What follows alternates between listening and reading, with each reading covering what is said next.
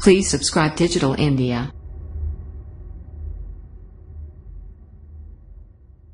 I'll be very honest, like most of India, this forum too seems to be introverted and unable to comprehend what's happening around the world. My apologies, Major General.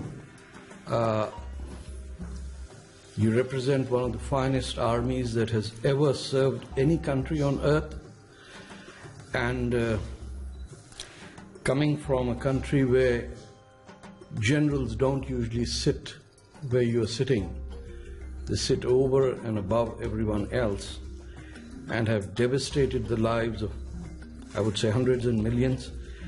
I think Indians would be better served if they knew how much the Indian Army has suffered at the hands of incompetent, illiterate, intemperate intelligentsia and chattering heads of this country who, while India burns under the threat of annihilation, simply look for vote banks and to get re-elected.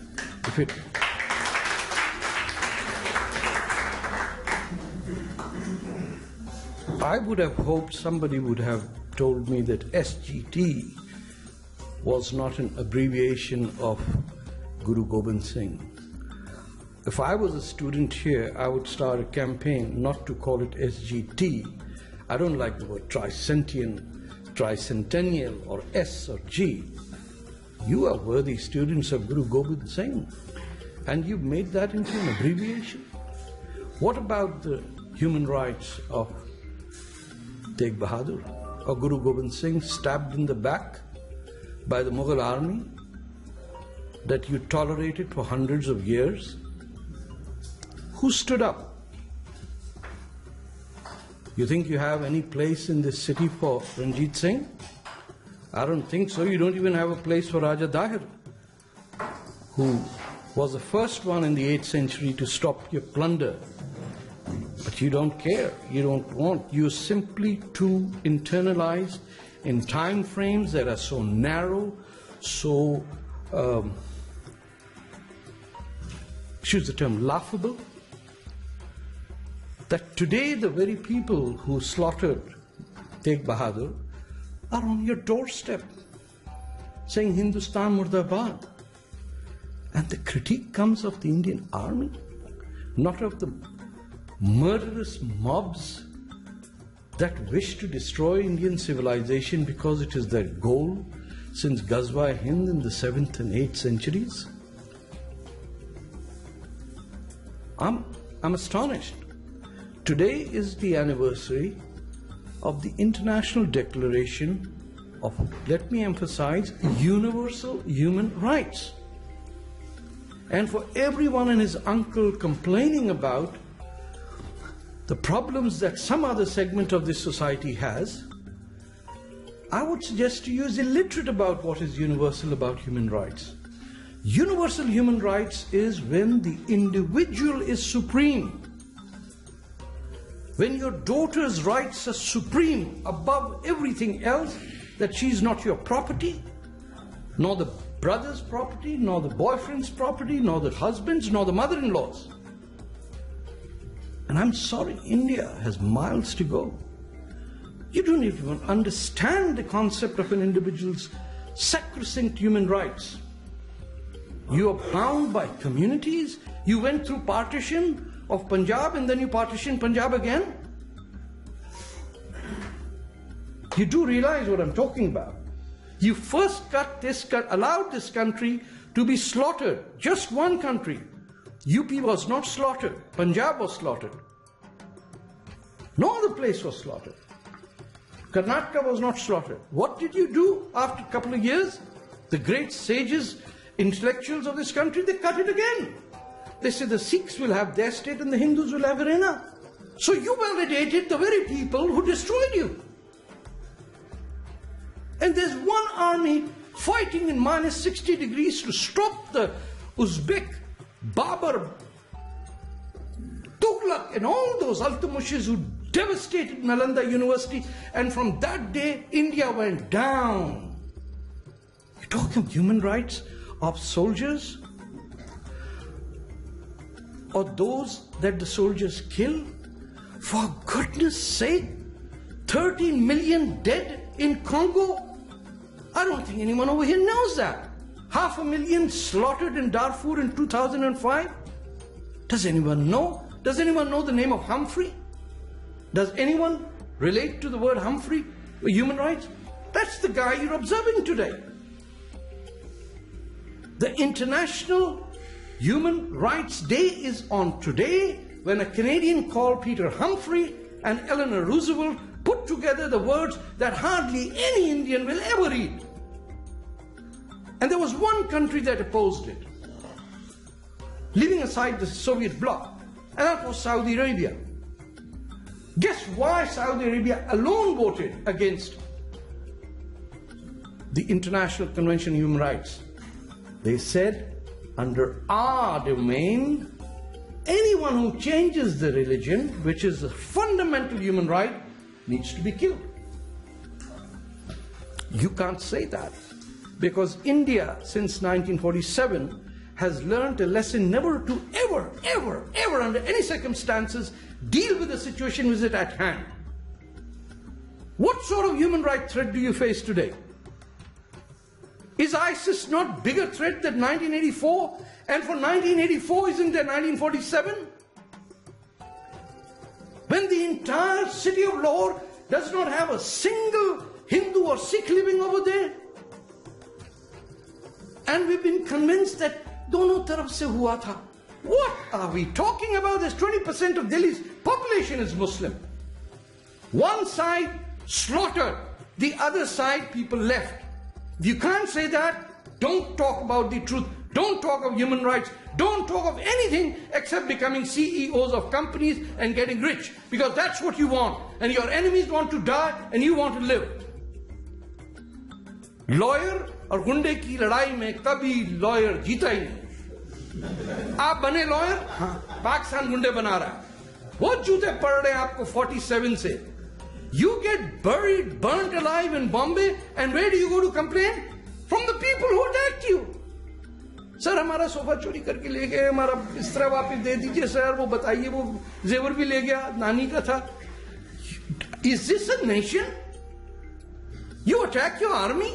You bloody Naxalites are farming for a communism in which Venezuela and all exporting countries bankrupt? Let me tell you something. Our first gentleman talked about 1% owning 37% of the wealth, now going up to 58%. It's got nothing to do with human rights, by the way. Nothing. You want to fight socialism and justice? We'll debate that. But the right of the billionaire is as sacred as the life of the person he exploits. Whether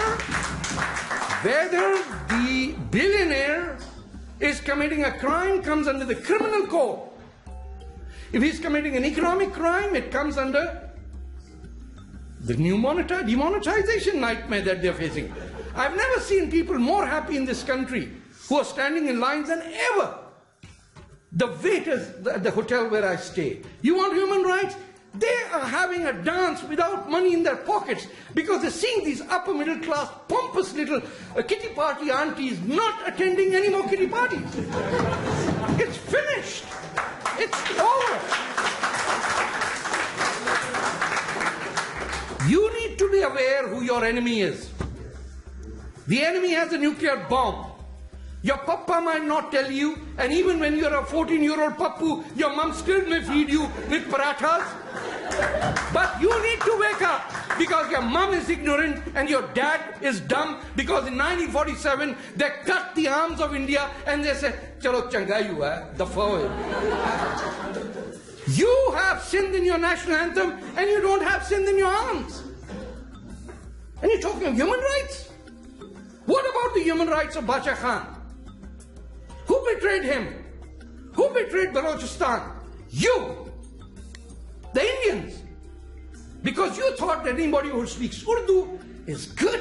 And Punjabi, Pashto, these people from the hills, they don't sit with Maulana Azad to have a mushaira. They don't speak Urdu, they speak Punjabi, Balochi, Sindhi. And you got duped by the very people who are still here.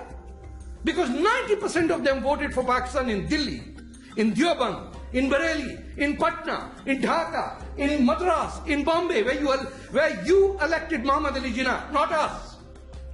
Punjabis didn't elect him.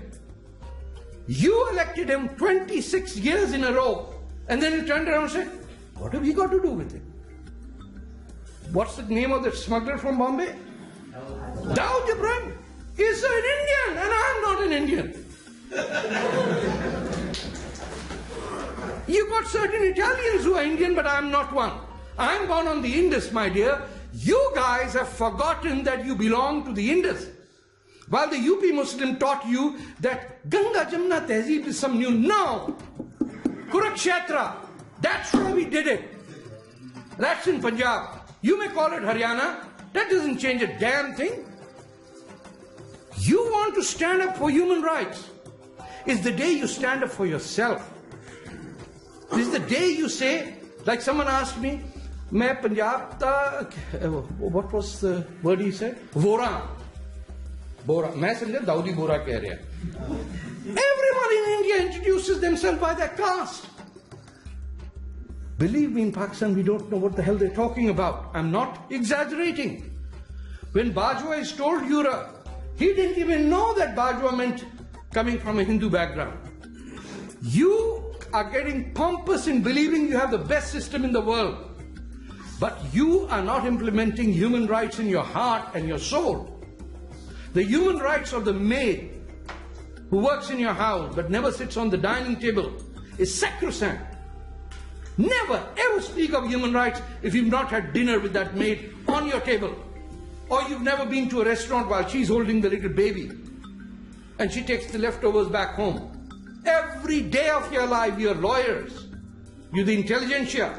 If you don't understand what's coming with Pakistan's nuke and 100 million Punjabi Muslims who think they are Arabs, which means they are delinquent, which means they don't know who they are, then you have a serious problem at hand, and all you send to the front line are not your sons. You send poor Biharis, poor Gurkhas, poor Marathas. Not a single middle-class man since 1947 has sent his own son in the front line as a soldier. Think of Israel. Ariel Sharon started as a soldier. Think of the United States. Bush Senior to Bush Junior, either they run away or they serve. Even Prince Harry has to serve under some officer. Here, the officer class, including Major General, not his fault, the British made the army as such, are from the upper middle class or maybe working class that rose there. But believe me, 100% of the soldier of the Indian army is not from the upper middle class. Nobody sends their son to serve in the front line. Who are you facing? People who go to Oxford University and come and blow themselves up in Tel Aviv. People who went to the School of South Asian Studies and slit the neck of Daniel Pearl. They don't care about caste. They don't want to grow up to become CEOs or to marry a CEO, to have a kitty party all your life for 50 years. No, they want to destroy you and read up what is Ghazwa-e-Hind. If you can't read it, if you don't understand it, stop asking rhetorical questions. Ask honestly, sir, what the hell is happening? And someone or the other will tell you. But the problem in India and its human rights is, anytime you want to talk to a Muslim, you make sure he's ugly and he has a long beard and वो खड़े बड़े भाई का पजामा और छोटे भाई का कुर्ता पहन के जाके night type people, you talk to them. You don't talk to a Muslim architect or an engineer. He's too good looking to look like a Muslim. Look at your own stereotypes, and that is destroying you from within. How can 20,000 people march? Indian Muslims march with Hindustan Murdabad. Now you'll say, where? And suddenly the same Indians that you say are Indians, which is the Srinagar Muslims, you will say, wo to Kashmiri hai. It didn't happen then, it's happening now. Your survival as Indian civilization is at stake. The human rights that you have Whatever you have will dissipate the day a dirty bomb falls. Because the next day, what is Pakistan will disappear from the surface of earth. But you will have no crops for another few thousand years. Think about it, keep your eyes open, respect your armed forces, because there are 3 industries that are world-class in India: Bollywood, advertising, and the Indian military. Everything else is substandard. Thank you.